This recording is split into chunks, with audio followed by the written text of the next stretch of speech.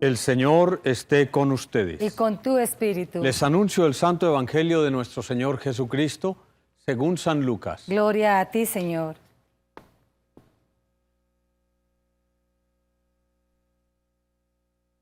En aquel tiempo dijo Jesús a los fariseos: había un hombre rico que se vestía de púrpura y de lino, banqueteaba cada día. Y un mendigo llamado Lázaro estaba echado en su portal, cubierto de llagas y con ganas de saciarse de lo que caía de la mesa del rico. Y hasta los perros venían y le lamían las llagas. Sucedió que murió el mendigo y fue llevado por los ángeles al seno de Abraham. Murió también el rico y fue enterrado. Y estando en el infierno, en medio de los tormentos, levantó los ojos y vio de lejos a Abraham y a Lázaro en su seno y gritando dijo: Padre Abraham, ten piedad de mí, y manda a Lázaro que moje en agua la punta del dedo y me refresque la lengua, porque me torturan estas llamas. Pero Abraham le dijo: Hijo, recuerda que recibiste tus bienes en tu vida y Lázaro a su vez males. Por eso ahora él es aquí consolado mientras que tú eres atormentado. Y además, entre nosotros y ustedes se abre un abismo inmenso para que los que quieran cruzar desde aquí hacia ustedes no puedan hacerlo, ni tampoco pasar de ahí hasta nosotros.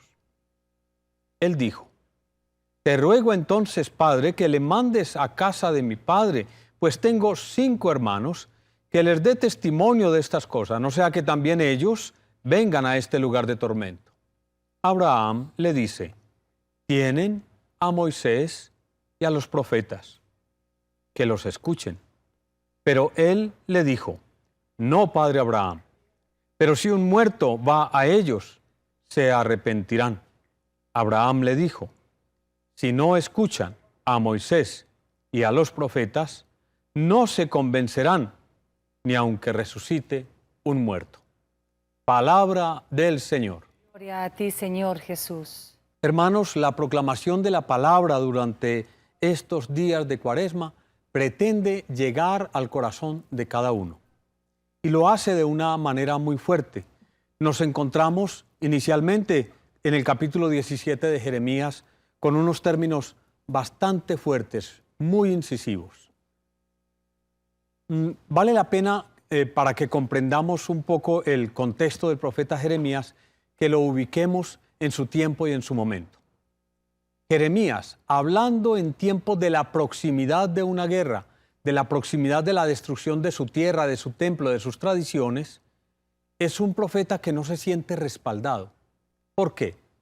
Hay profetas que tienen experiencias más maravillosas. Ezequiel, por ejemplo, tiene una cantidad de visiones, lo convierten en un gran profeta apocalíptico, lo mismo que el profeta Daniel.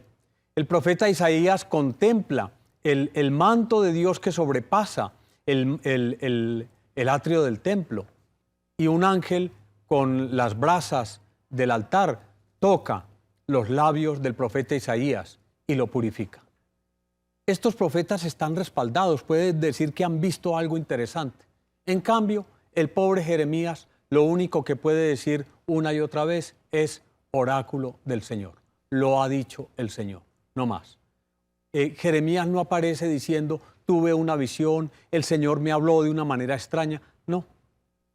Jeremías habla a partir de lo que sucede, porque Dios habla en los acontecimientos. ¿Y qué nos dice hoy? Maldito quien confía en el hombre. Estas son palabras que, si no se contextualizan, terminan sirviendo simplemente como palabras para desconfiar de los demás, dependiendo de quién es el destinatario de esa maldición. Hay que cogerla en su complejidad. Maldito quien confía en el hombre y busca el apoyo de las criaturas, no el apoyo de Dios. Aparta su corazón del Señor. Esto es lo que hace maldito el corazón del hombre, que confía en el otro, que encuentra sus fuerzas, su apoyo y su fortaleza solamente en los medios humanos. Aquellos que actúan porque seguramente tienen grandes capacidades, demuestran que pueden con todo desde lo material, pero se olvidan de que tienen una dimensión espiritual. Un ejemplo de eso lo tomamos en el capítulo 16 del Evangelio de San Lucas. Un hombre rico. A ver, ¿y será que para la Biblia son malos los ricos? ¿Y será que para la Biblia está mal estudiar y trabajar para tener los medios necesarios? ¿O tener medios que seguramente van más allá de lo necesario? No. En la Biblia no se critica al que tiene, se critican las actitudes. En la Biblia no se critica lo material, sino qué hago yo con lo material. ¿Cuáles son mis actitudes de acuerdo a lo que yo he conseguido? El problema en la Biblia no es la riqueza, es la actitud de la persona que hoy puede tener riquezas y mañana puede no tenerlas. Y entonces se nos describe como un hombre que tiene estas vestiduras que se describen aquí, no eran vestiduras que se conseguían en Israel. Había que viajar hasta Egipto para conseguir vestidos de púrpura y de lino. Y ya imagínense ustedes lo que era banquetear cada día. Tanto era su dinero que podía tener amigos cada día para invitarlos a un banquete. Y el pobre se alimenta de lo que cae de la mesa. Lo que pasa es que en aquellos tiempos no existían las servilletas. Entonces se tomaban unas hogazas de pan porque la comida que hablaba de riqueza y que hablaba de lujo era la comida grasosa. Entonces todos quedaban tan untados de grasa que tenían que limpiar sus manos no en servilletas de tela porque no se usaban, sino en hogazas de pan. Ese pan caía al suelo, ese pan era el que se comía el pobre. El pobre se comía las servilletas del rico. Y miren ustedes la diferencia cuando cambian las cosas. Miren cómo describen la muerte del pobre, porque el pobre tiene nombre y aquí el rico no lo tiene. Dice, murió el mendigo, que ya nos dijo cómo se llamaba Lázaro. La palabra Lázaro significa Dios ayuda. En cambio, del rico se dice que era rico. No se nos dice de ninguna manera su nombre. Es imposible ser rico y no tener un nombre. Es imposible comprar, ¿cómo se firman las facturas si no es con el propio nombre? Si tiene tantas riquezas. Esto es extraño. ¿Ven? Aunque tiene muchas riquezas, no es nadie, no tiene nombre. Pero no es nadie no porque no tenga riquezas o porque sí las tenga, sino por sus actitudes frente a las riquezas y frente al pobre. Y entonces se dice del mendigo que fue llevado por los ángeles, tiene una corte, va para un banquete en el seno de Abraham. Y miren las palabras tan breves para referirse al rico. Murió también el rico y fue enterrado. Así de lacónica, así de breve. ¿Sí? ¿En qué marcha esta historia? Es que no es que simplemente Dios esté castigando al rico porque tenía muchas riquezas. El mensaje no es ese. El mensaje es que se recoge lo que se siembra.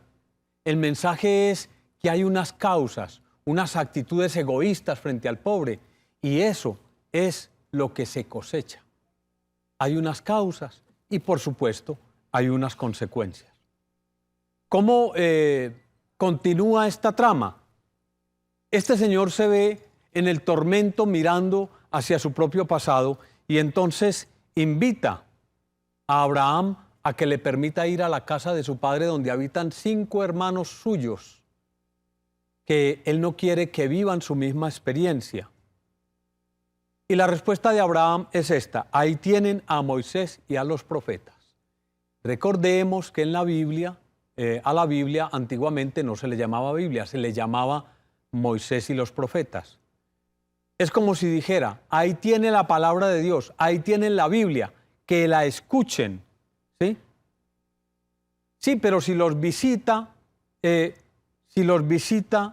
un muerto, ellos se arrepentirán. No importa, dice el rico ya en el fondo de su desgracia, no importa que no lean la Biblia, con tal de que los visite un muerto. Tan pronto se asusten, entonces ellos van a cambiar. Ahí tienen, repite Abraham, ahí tienen la palabra de Dios, ahí tienen a Moisés y a los profetas. Si no los escuchan, no se convencerán, ni siquiera aunque aparezca un muerto. ¿No nos damos cuenta que últimamente en estos tiempos es cuando más programas de cosas paranormales aparecen? Que un muerto habló allí, que allí se apareció un alma, que allí hay un espanto, que allí hubo un ruido, que allí cayó una olla en la cocina. Y eso no convierte a nadie.